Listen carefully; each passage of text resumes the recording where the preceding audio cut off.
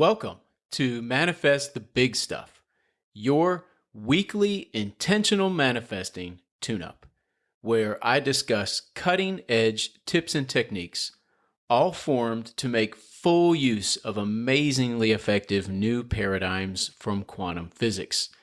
New paradigms powerful enough to allow you to manifest your most important desires.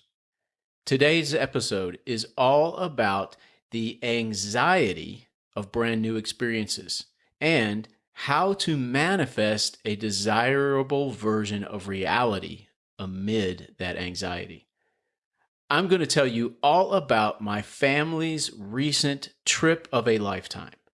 We spent 2 weeks in Scotland, and I'm going to reveal exactly why I dreaded this trip so much, and even how a lot of my fears about it actually came true. But you won't want to miss it when I walk you through exactly how I manifested an unexpectedly wonderful trip and manifested a new version of myself in the process. I'm Greg Kuhn, the Law of Attraction science guy, author of the life-changing Why Quantum Physicists book series, and your host.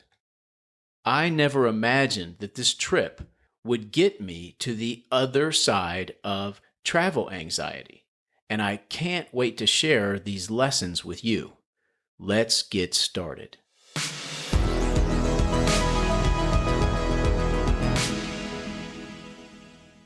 I just returned from the trip of a lifetime. 2 weeks in Scotland with my family.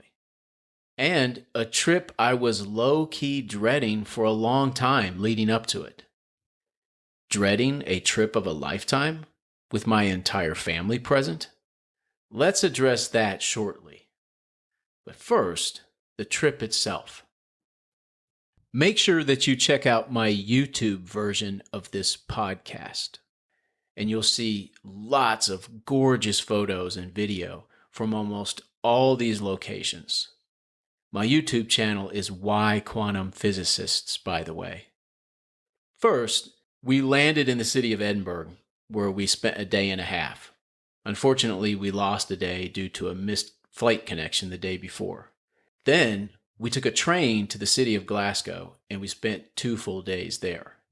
Before leaving Glasgow, we rented 2 cars, both stick shifts or manual transmission, and from there on out, we drove ourselves everywhere.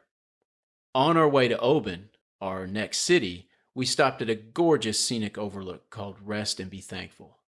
Then we visited Lachlan Castle on the coast of Loch Fyne, which might be part of my family's history. We got to the town of Oban, where we stayed 2 days. While we were there, we took a ferry to the Isle of Mull. We visited Duart Castle there. We also drove to Glencoe, where we spent an amazing day hiking Bidean, a 3,700-foot tall mountain in Glencoe. The whole family climbed to at least 2,600 feet, but our son Logan almost reached the summit. From there, we drove to the town of Onich, where we stayed 2 days. We took a boat ride around the Isle of Scarba. We saw sea eagles, wild goats, and seals, and we even got to ride through the Quiraing.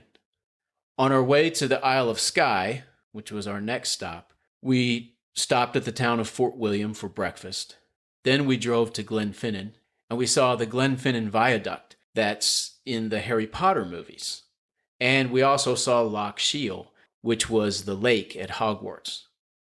On the Isle of Skye, we stayed in the tiny town of Waternish for 3 days, in a house overlooking Loch Dunvegan. On Skye, we visited the port town of Portree. We hiked up to Old Man Storr.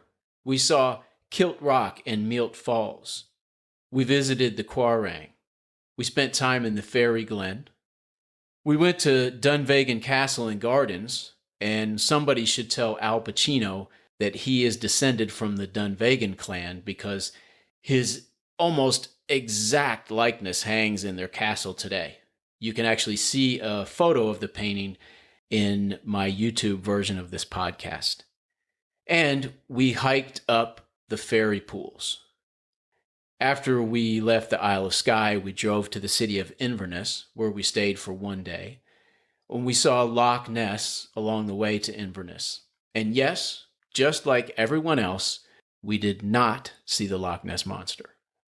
And then finally, we drove back to Edinburgh, where we started our return to the States. Fantastic, huh? Now, back to me dreading this trip. As great as all that was, leading up to it, I was super uneasy, to the point of anxiety. I have never been a huge fan of travel, and this trip most definitely checked all my travel anxiety boxes. Among other things, it required a 9-hour international flight, jet lag from a 5-hour time difference, having to catch 2 flight connections each way. Also, driving a car with a left-handed gear shift and a steering wheel on the right side, and driving it on the left side of the road in a different country. Living out of a carry-on suitcase for 2 weeks, constantly moving from location to location. Being away from our home and our pets for 2 weeks. Traveling internationally with a party of 6, my wife, Sean, our 4 boys, and me. And mostly, the thing that worried me the most, not getting to be Greg Kuhn, the version of Greg Kuhn that I am here in my day-to-day here in Louisville, Kentucky for 2 whole weeks.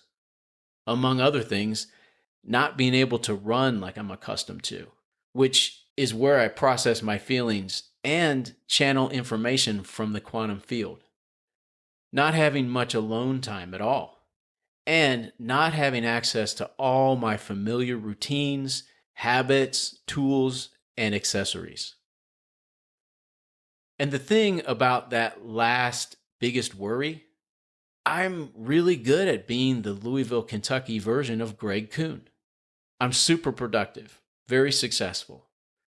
The Louisville-based version of Greg Kuhn rocks my fitness, my health, my love life, my family, wealth, you name it.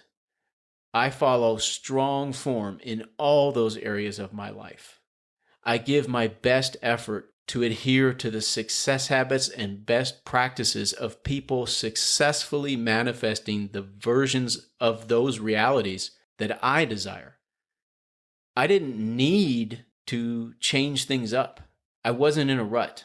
I wasn't needing a shakeup. And on this trip, I couldn't be the Louisville version of Greg Kuhn. The Greg Kuhn whose days were full of polished success habits and best practices. I would be away from all that. I had to be the Scotland version of Greg Kuhn, whether I really wanted to or not.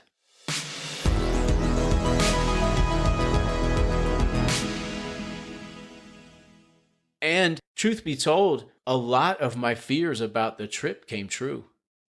Being the Scotland version of Greg Kuhn wasn't a bed of roses. The 9-hour flights between the US and the UK were largely awful experiences. The jet lag was massive and not easy to shake. We missed a connecting flight from Heathrow Airport to Edinburgh. On our way there, we had to stay a night in London City and then fly out of there early the next morning after flying all night long to get there. The driving, it required my entire focus every moment and was really always challenging. For example, twice we had to cross over a 1-lane bridge that was arched so high you couldn't see if another car was coming until you crested it. For 2 weeks, it was difficult to eat well, and diet is important to all 6 of us. For 2 weeks, none of us had much alone time. And for 2 weeks, we moved every 2 or 3 days. Unlike the Louisville version of Greg Kuhn, the Scotland version needed to be a leader of our team of 6 sometimes, and a member of our team of 6 at all times. A team that was constantly hustling amid new and challenging circumstances and surroundings. Every day, almost every moment. In fact, all 6 of us needed to be that Scotland version of ourselves, whether we really wanted to or not. Though challenging, I was very successful with being the Scotland version of Greg Kuhn, as was each member of our 6-person team. My hypothesis for being the best possible Scotland version of Greg Kuhn included the following things. I journaled each day to align myself vibrationally with my desired version of reality. I took time to record media for TikTok and YouTube without taking away from time with the family. I listened a lot, and I made sure I kept my mouth shut when I noticed anger or anxiety. I rolled with the punches. I stayed focused on the present. And this one is a big one. I kept in mind that these moments were ones that I would undoubtedly wish I could experience again someday when I'm older. So instead of focusing on all the things that were wrong or could go wrong, I focused on being part of these moments right now while I'm here having them. The quantum field spoke to me pointedly about the trip and my participation with it on 2 very notable occasions. First, on the plane ride to Edinburgh, I finished the book Intentional Disruption by Ben Breyer. I'm fortunate to call Ben Breyer a friend, and I highly recommend Intentional Disruption to you. In his book, Ben advocates for using intentional disruption as a success tool in both your professional and personal life. And you just can't quibble with how successfully he has employed this strategy. As the CEO of Kindred Healthcare, Ben built Kindred into a company which employed over 110,000 people, did business in 48 states, and had more than 2,500 sites of service. During his time as CEO, for example, Kindred grew into the largest user of Apple products in the world. I highly recommend Intentional Disruption to you. You can easily find it on Amazon, and intentional manifestors will get a lot of useful perspectives and ideas out of it. Ben wrote a lot about the value of intentional disruption in his role as a father and a husband, and he specifically mentioned that the disruption of international travel is a world-class team-building exercise for a family. I read that very passage in the air from London to Edinburgh.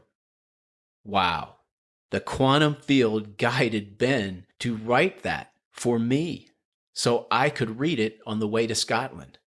And it actually got me excited about what was about to happen. Thank you, Ben, for listening to the quantum field. I needed to hear that. Then, on the flight home, a TikTok by Tony Robbins popped up in my feed. If you are on TikTok, by the way, I am Greg Kuhn, LOA. Come watch some of my videos. I love learning from Tony Robbins, and I'm always interested in what he has to share. So I definitely watch the video. And in this video, Tony said that greatness, new ideas, and creativity will not come looking for you. They don't hunt you down. You have to go out and find them. Find them by getting out there, putting yourself in new situations, taking risks, and challenging yourself to do new and difficult things. To become great, he said, to grow beyond who and what you currently are, you have to meet new people and go to new places. Whoa! The quantum field guided Tony to record that for me, so I could hear it on my way home from Scotland. And it lit a fire in me to process my experiences of successfully being the Scotland version of Greg Kuhn, to find, learn from, and embrace the lessons and value of them. Thank you, Tony, for listening to the Quantum Field. I needed to hear that.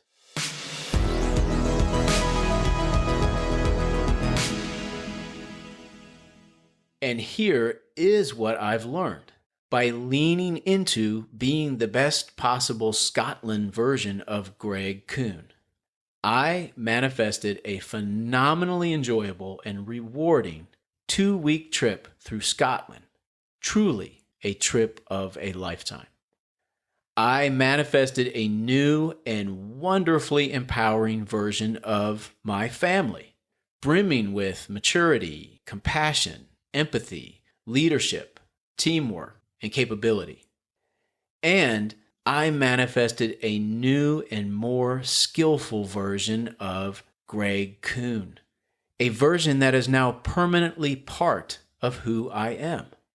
My focus on enjoying each moment, my participation as a leader and team member in our family team, and our teamwork manifested the new Scotland version of Greg Kuhn, a version of Greg Kuhn that did not exist prior to our trip, a version more adept at teamwork, leadership, self-care, resilience, planning, and other valuable skills.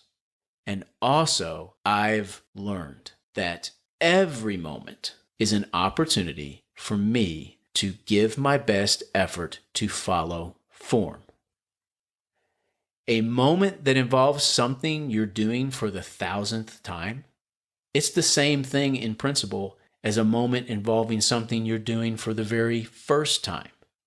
Each of those moments is an opportunity for you to give your best effort to follow form and intentionally manifest your version of reality as you truly desire.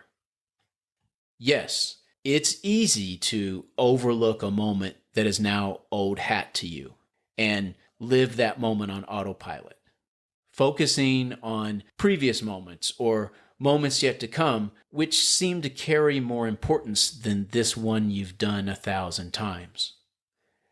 But overlook an ordinary moment at your peril, because every time you do that, you sacrifice the opportunity to give your best effort to intentionally manifest the reality you truly desire. And yes, it's easy to be anxious about a moment where you're doing something you've never done before, to rush through it to get it over with, or even avoid having such a moment in the first place. But dodge brand new moments where you're doing new things at your peril. Because every time you do, you sacrifice the opportunity to give your best effort to intentionally manifest the reality you truly desire. To use a running metaphor, which I always do, staying in form while I run requires my complete focus in the moment and on what I'm doing. I use the same form whether I'm on a hill or I'm running flat ground. So, in principle, running a hill and running on flat ground is the same thing. They are each an opportunity for me to give my best effort to be in form. A hill is simply a more challenging opportunity to stay in form. But that also means a hill offers more rewarding lessons for me as a result of giving my best efforts to stay in form while running it. An ordinary moment is flat ground. A brand new moment is a hill. Being the Louisville version of Greg Kuhn is like running on flat ground. And international travel, being the Scotland version of Greg Kuhn, is like running a hill. Thanks to my efforts and those of my family, I can now say, while you may not have plans to travel internationally, make sure you are exposing yourself to brand new moments.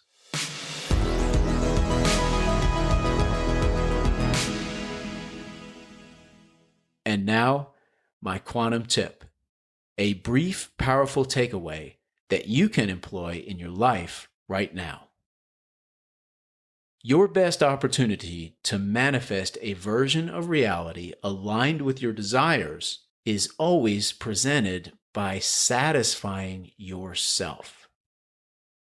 Satisfying your critics is definitely important, even if only to pierce the inaccuracy of their criticism when necessary. And satisfying your mentor, coach, or other trusted board members who've invested themselves in your success is even more important. Having been there and done that, they know what it takes to manifest the version of reality you desire. But satisfying yourself is most vital.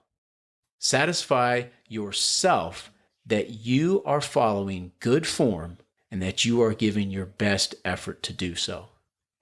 Satisfying yourself because it's based solely on whether or not you're giving your best effort to follow good form is always something that you're in control of. You can always give greater effort to follow form anytime you find it's needed. Focusing on satisfying yourself in this way is so powerful, in fact, that it actually will never fail to manifest the version of reality that you desire when you team it with your patience and persistence. I really appreciate you sharing some of your time with me today. You'll never possess anything more valuable than the time you're given, and I'll never receive a greater gift from you. Together, here, right now, we've made both of our time even more valuable. Please make sure we stay in contact. Come to my website, whyquantumphysicists.com, and download a free copy of my life-affirming book called How Reversing 7 Words Can Change Your Life. You'll have some of my seminal lessons from quantum paradigms, and I'll have your email address to stay in touch. And one more thing, please. If you found value here, recommend Manifest the Big Stuff to someone who will also find value from it. Let's increase this community. Thank you again for your time.